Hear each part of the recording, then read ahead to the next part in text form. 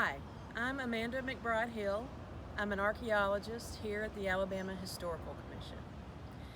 Today I'd like to tell you a little bit about what archaeologists do and, more importantly, why we do it. So what do archaeologists do? We do have fun digging in the dirt, but there's a purpose to it. Have you ever seen those memes on the internet that say, "Describe your job poorly"? Well, I guess you could say I dig through dead people's stuff and organize it. And while that sounds funny, it's not too far off the mark. I do look through, basically, people's trash, the things that they leave behind. And why would I want to do that? Well, it's very important for archaeologists to look for things like that from people who left no written record.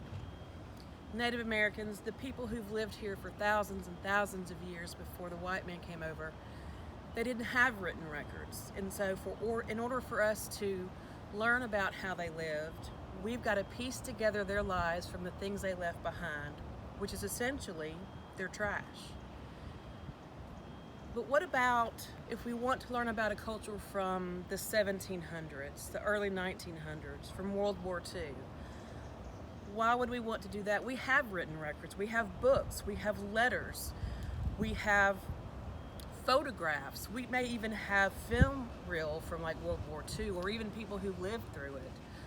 Why would we go through somebody's essentially trash to try to learn more about them? Well, archaeology is also important for people who do have written records because the written records aren't usually written about everybody. They're usually reserved for the wealthy, the people in power. You don't often see written records about poor people or the average person, but we want to know about everybody. We want to know how everyone lived. We want to know how everyone dressed, what they valued, how they worshiped, how they buried their dead, most importantly, how they thought and how they felt. And if you ask your average person about their life, they may try to make it sound a little bit better than it actually is. If you ask your friend, they may tell you they eat more vegetables than pizza, but do they really? So archaeologists get to go through people's leftover things, their trash, and trash never lies. So when we go through the leftover stuff, it's like putting a puzzle together. We're going through a crime scene. We put together the clues, all the pieces together, and try to have, in the end, a picture of how people lived. And that's the point.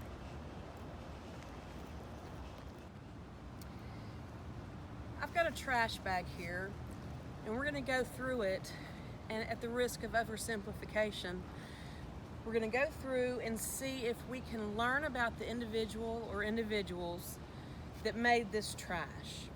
And this is kind of how archaeologists go through artifacts and features and other remains and put clues together so we can learn about past cultures and people.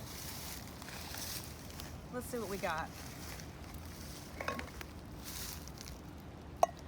Well, that's a can of dog food. We can assume that person has a dog. I'm not going to assume they're eating dog food. Let's just assume they have a dog. Candy wrappers. Brussels sprouts. So they're trying to eat healthy, I guess. They sure do have a sweet tooth. There's some sweet tarts right there. Bag of spinach. This might be a person that tells you they eat a lot of healthy stuff, and they may not tell you about the high chews and sweet tarts. Coffee. Okay, here's some more sweets. Ice cream.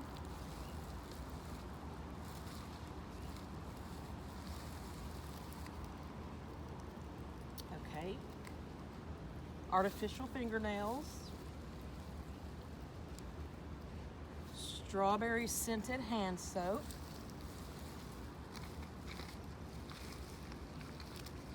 What is this? A face mask. Hair mask. allergy pills.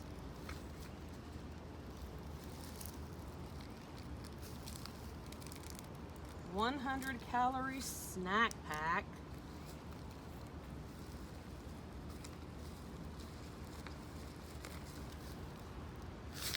Donation to Heifer International. Okay, so they're giving to charity. That's good for them. Shakeology. They're having weight loss shakes. Okay, I think I'm seeing a pattern here. Here's a tiny nail file, an emery board. Some radishes.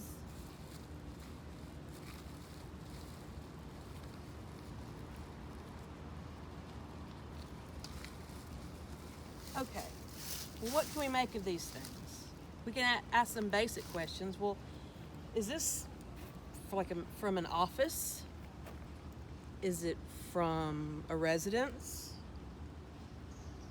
I'm gonna go with residence on this one. I think it's somebody's house.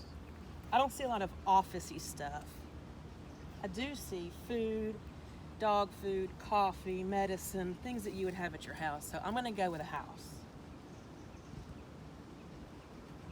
How many people live here? Well, it's really hard to say for sure. I don't know if I could come up with a number, but I think statistically, probably there's at least one woman.